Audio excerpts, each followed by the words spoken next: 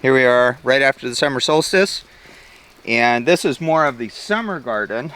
And the way I usually do it is to start at one end with spring crops and then plant this way.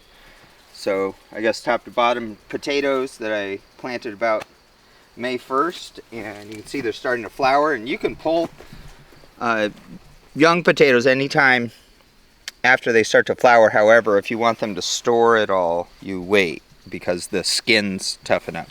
And then we've got a bed of roots. We've got beets, carrots down there.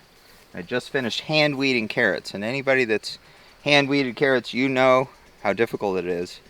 And I actually took an old couch cushion to save my knees because you're moving so slowly. And but they're looking good. We'll be eating carrots.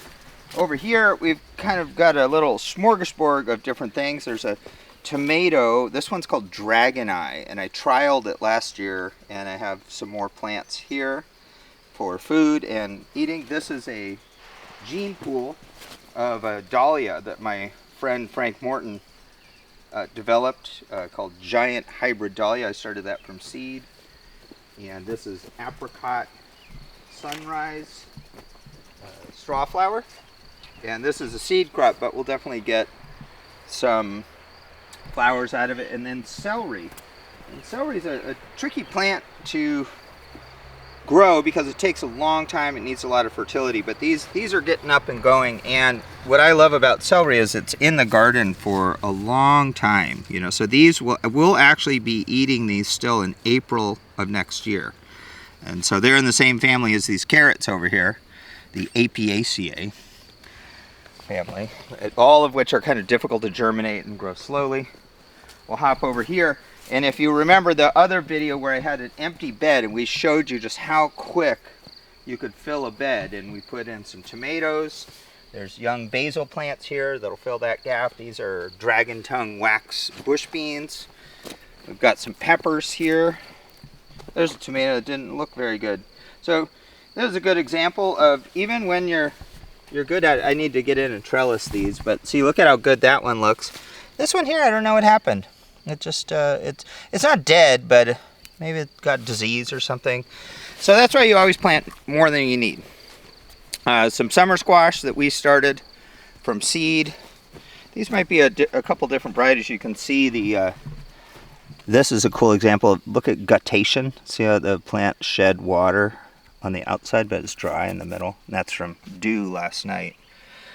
That one is just a green, but see here how there's that mottled. That's not a disease. Some varieties of summer squash and zucchini, that's what they do. Then down here we have some cucumbers. I think these are Muncher, which is a bait alf type. And we always get volunteers in here. This is Devil's Claw. We actually sell the seed of it, but it is prolific. So cucumbers to the end. But this whole bed took us 5 minutes to plant. Then over here I have dahlias that are from tubers, and we're going to get back in the dahlia game with Siskiyou Seeds. These incredible, we have so many different varieties, these ball types. Here's another kind of fancy ball type. And soon maybe we'll do a whole thing on dahlias, but we'll have tubers of maybe a dozen varieties available by December 1st or so. And then jumping over here, this was a later planted area. So you have some sweet peppers. These are just for home use, and some more tomatoes for home use. For us, we maintain a home garden even though we have a farm, because this is closer to where we live. And in a home garden, you want those things that, let's say you're making a meal, you want to just run out and grab some cucumbers or some basil or some fresh greens or some flowers for the table. So thinking like that, whereas something like popcorn or flour corn or potatoes, you don't run out and just grab some potatoes while you're cooking. You can have those in fields farther away. Over here, this may look like corn, but it's not. I didn't have anywhere else to put this, and it's a short-lived perennial called Job's Tears. Some people call it Chinese pearled barley. They're good about this tall. We do a lot of research and development here, so even though this is a perennial and I have some in a greenhouse where it comes back year after year, I was curious to see if you could grow it as an annual and still get those beautiful shiny grayish seeds that you can make jewelry out of because they have a hole in the middle. And going down here, another little research plot, because I've never grown it before, is Craspedia, drumstick flower here, and I just put these in. They're another perennial, but just because something says perennial on the seed packet doesn't mean that it's going to be perennial where you live. So for us as a research farm, in addition to a production farm, I like to start small and see how it does. And because it's in the home garden, I'm more likely to visit this rather than putting it somewhere far away. And then over here, I constructed this simple trellis with some concrete reinforcing wire last year, and I can actually drive the tractor through this, so I just left it. And then you can see some of the vines from last year, and I planted some scarlet runner beans, and you can see this vine is actually growing up the trellis from the beans that were here last year. I've got a lot of weeds in here. I'll probably weed them out and leave some of these. This is a good trick to know.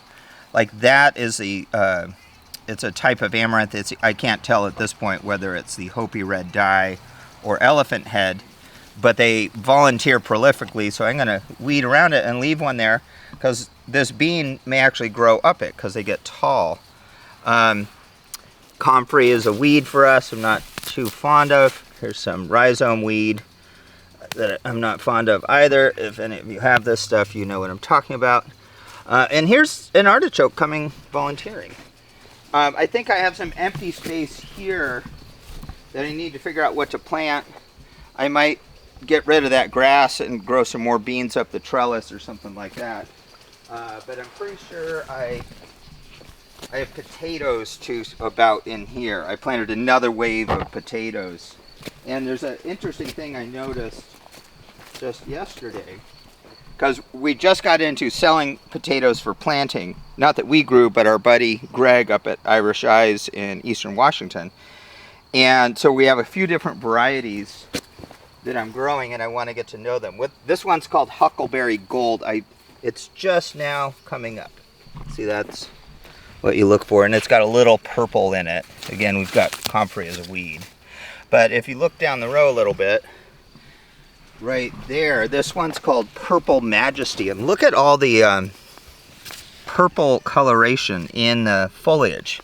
And so that's just kind of a cool thing to learn about how plant pigments go throughout the plant. So we'll get to taste those, see what they're like. And this, while we're walking by it, I'll just point it out, a really tough, long-lived perennial is marshmallow. It's related to hollyhock, so we get seed from this little patch, and we could make medicine out of the roots if we needed to, but we're a seed farm.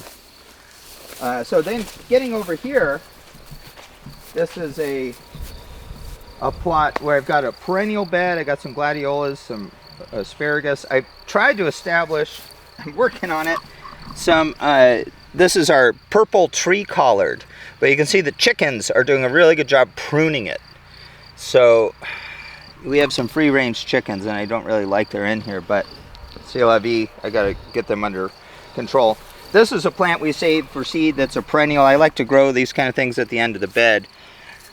This one is called, what is it? Zabrina. And again, it's a hollyhock relative. And because we had some hot weather recently, our peas are pretty much finishing up. You can see how these look like. They're still alive, but it's not really worth even getting it. You can see these ones that we didn't harvest, slugs have been attacking. So this is a bed that I'm going to come through and renovate. Same with this. I went overboard on mustard greens, and we just won't eat all these. So, and we don't need seed of it. These are going to seed right now, and they do provide pollinator habitat. You can see honeybees visiting these here, but there's lots of other things flowering and that will be flowering. So I'm going to tear this out and feed it to our sheep and goats, and they'll be happy with that. And then I'll probably pull everything else out of this bed. There's some more peas. These onions are ready to pull. And then right now it's what, June 23rd or something, is a good time to plant a last succession of sweet corn. So I'll come in and work this bed up put some compost in, and plant sweet corn. And speaking of successions, it's a little weedy here, but they're in there. Here's a little bed of cilantro. And so these guys, they're ready to harvest, and then I just planted some more here. So, and then I need to seed some, so probably in another gap, I'll seed some new cilantro, so then I have 3 different successions, because I really like having cilantro, and I recently made some cilantro pesto, and if you haven't done that, you're in for a treat. And then down here, similarly, dill. Here is a plant that you want to reseed, because these are in the perfect stage right now to harvest foliage for, which goes really well with nice cooling salads, and then later we'll get the seed from it. So I'll probably put some more in there, and you can see parsley just hangs tight because it's a biennial, so that won't flower until next year. So we'll have that parsley patch for a while. Got some brassicas, cabbages heading up here, some fava beans. This is just for home use here. So soon we'll be able to eat these fava beans, and if you haven't had them, you wait till the pods get fat like this, and then I usually steam them in the pod, but you can see these large beans. You could shell them, but they're quite delicious. They're not really something you eat raw so much, but steamed in salt water, they're great. You're going to see some more brassicas. We got another wave of bush beans back here, and sometimes I put things in the wrong spot. So like this whole bed I talked about ripping out, I had a couple of these extra summer squashes I put in here, but you can see they do not look very happy. So even though they're producing, when you have limited space, you can see that's a patty pan. I have a whole row in a greenhouse of these, and I have new ones here in the home garden, so I'm going to pull these out.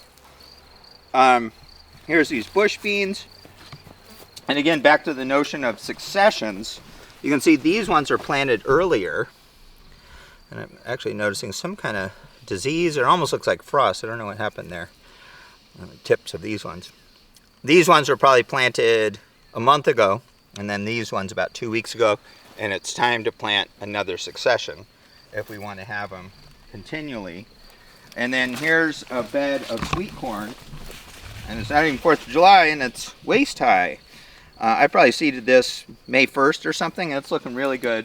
We're going to have some nice sweet corn here. And then down there is a weedy bed of strawberries. Ignore that. And then kale. And this kale will be here until May or so of next year. And then come down here, last but by no means least, is a bunch of pak choi, and we've been enjoying pak choi, Chinese cabbage, bok choy, whatever you want to call it, for quite some time now. But with the heat, it's been bolting. So I am in the process of pulling them out, and you can see bolting these flower stems. I've been cutting off, and this wheelbarrow is going to go to the sheep, along with the really slug-eaten leaves that don't look very good. And there's so much of it here that I'm actually going to make a little batch of kimchi or sauerkraut, something like that. So those ones I'll wash up, and we'll have a lot of food. And then maybe here I'll do more bush beans or something like that. Or maybe because it's nice and shady, this would be a good spot for more dill and cilantro, because that will, the shadier location will enable them to keep from bolting for a while. But you can see, even though these are bolting, there's a lot of good food in there still. You know, I'm gonna clean these up a little bit more, but just these stems are a lot like celery. They're just really tender and crisp. So keeping things moving along. Some people, there's that saying that you put in a garden, and a lot of people will do that around Memorial Day in May. And that's an awesome thing to do. But if you want to extend the harvest, succession plantings, and then really getting yourself ready for fall garden stuff, where I already have some of that in here, these kale and cabbages and parsley, they'll keep going. I got my root vegetables in, they'll be there all the way into the fall. But looking at where I can either put in, you know, more succession plantings or even a cover crop. I could choose to plant this in buckwheat or something, and just nourish soil and grow soil. So hopefully you got some ideas of things you can do in your garden to extend the harvest and ensure abundance for as long of the season as possible.